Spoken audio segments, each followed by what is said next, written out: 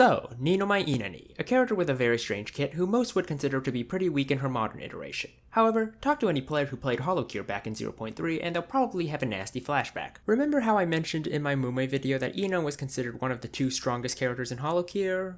Well, that was kind of a lie. Ina was, without a doubt, the strongest character in Holocure. To start out, Ina's starting weapon, Summon Tentacle, summons a tentacle in front of her. It lingers for a short amount of time so Ina can move around and the tentacle will damage enemies that it touches even after it's summoned. At max level, it would chain 3 tentacles out of the tip of the summoned tentacle, which shoot out in a random direction in a spread shot. Before, it only shot up 1 extra tentacle, so the buff is quite nice. Ina's special attack, Taco Spin, summons tentacles that spin around Ina, damaging and knocking back enemies. As far as specials go, it's pretty mediocre, but it is useful for getting enemies away from her. For the rest of Ina's kit, her skills have all gone through major nerfs and reworks to dial back her power. The Ancient one, her signature skill, summons Ow, which creates a zone that will zap enemies every 5 seconds. At max level, that zone has a 50% chance to turn enemies into harmless ghost takodachis, which will move towards Ina like regular enemies. However, if they touch Ina, they will instead heal her and deal a burst of damage. Those ghost takodachis can also stack, creating a bigger ghost takodachi that will heal Ina for more HP and create a bigger burst that deals more damage. Don't worry, if the zone fails to convert enemies, it will just damage them, and ghost takodachi still drop XP, so your level won't lag behind if you rely on the skill too much. Ina's second skill, the Void, makes it so that enemies that get close to Ina will be slowed down and damaged.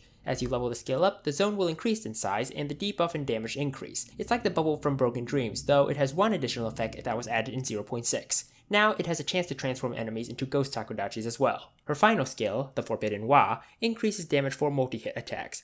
If any of Ina's attack hits an enemy 4 times or hits 4 targets, then the 4th hit will deal increased damage. It is represented by a crowbar whacking the enemy. So why was Ina considered overpowered back in 0.3? Well, there were a few key differences in her kit. The first is that the Forbidden Wa was replaced by an entirely different skill called Cold, which increased the damage the closer the enemies were to her. The second change had to do with her takodachis. In 0.3, the takodachis didn't merge with one another, and every time one touched her, it had the ability to trigger on-hit effects, and players exploited this by combining it with the item Plushie. Back in 0.3, Plushie had the ability to grant invulnerability frames for 0.5 seconds after getting hit. The drawback was that it reduced attack and speed by 20% for 5 seconds. However, those invulnerability frames could trigger again after being up for 5 seconds, and combined with the fact that ghost takodachis could trigger them while simultaneously healing you, I think you can see where this is going. By combining Ina with Plushie, headphones, nurse's horns, which healed based on percentage of your max health back then, and full meal, it basically made it so that your computer was more likely to die before Ina did. In the modern versions of Holocure, you'd be lucky to survive past 40 minutes in endless mode. Inalock could survive for hours. Let's just say there's a good reason for why Ina is so weak in the modern versions of Holocure. So, what items do I recommend for Ina? Well, I strongly recommend Nightly Milk for one. The Ancient One's conversion zone and her tentacles are affected by Nightly Milk's area increase.